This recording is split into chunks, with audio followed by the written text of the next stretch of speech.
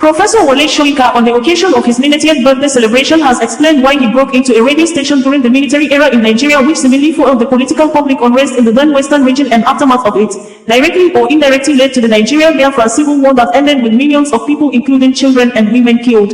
Wole Soyinka, who is known to be the founder of Pirates Confraternity, a group also known to be the first secret cults in Nigeria, was charged with armed robbery for breaking into the Nigerian Broadcasting Corporation studio in Ibadan during the heady days of the Western region's political crisis in 1965. Wole Soyinka, who was said to be fully armed, was alleged to have asked the man in the studio to use his own Soyinka's recording, asking the premier to get out. Wole Soyinka received the Nobel Prize for Literature from King Gustav of Sweden on December 1986 as the first African Nobel laureate in literature. As part of activities to mark his 90th birthday celebration, at the Academy of the Kingdom of Morocco, Professor Wole Soyinka was awarded the gold medal for his contribution to the development of world literature.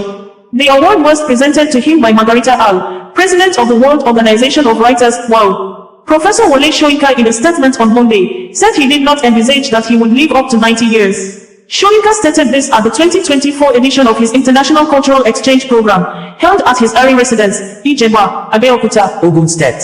The Nobel laureate said he decided to be a writer to correct some anomalies from stories he listened to while growing up. Given the reason he broke into a radio station during the military era, Soyinka said, "I never broke into a radio station, but sneaked in. The radio station was holding onto something that belonged to the people, and I decided to retrieve it.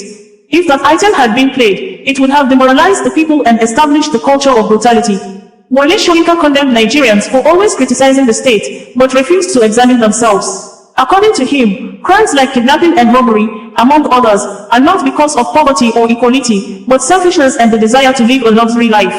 The 2024 Wole Soyinka International Cultural Exchange Program drew students from different parts of the country who participated in an essay competition on national and international topics. The Ogun State government, led by Governor Dapo Abiodun, awarded scholarships to 9 students who excelled in an essay competition marking Professor Wole Soyinka's 90th birthday.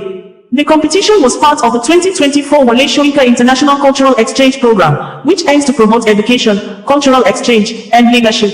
Celebrating Wole Soyinka at 90, President Bola Ahmed Tinubu, in a statement he personally signed, said in quote thus, "I am pleased to join admirers around the world in celebrating the 90th birthday of Nigeria's iconic son and the world-renowned Professor Akinwunde Oluwole Babatunde, famously known as Wole Soyinka."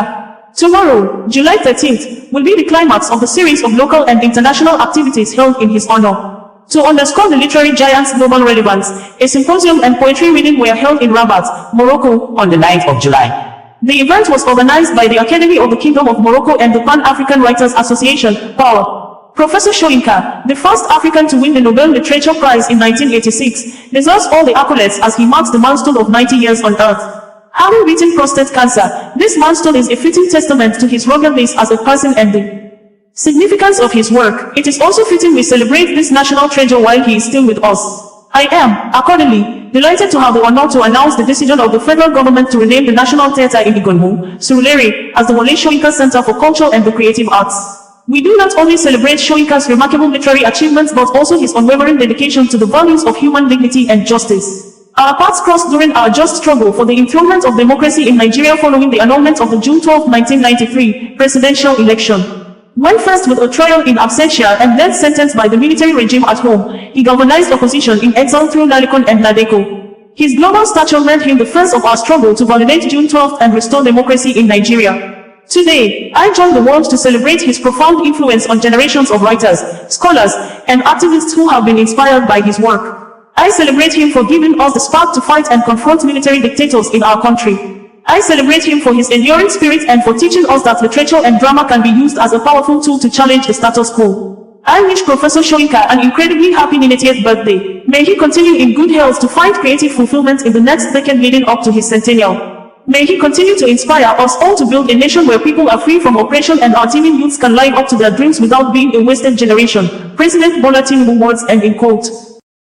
OsazuwaAkonedo, bringing you the news in a more digital way.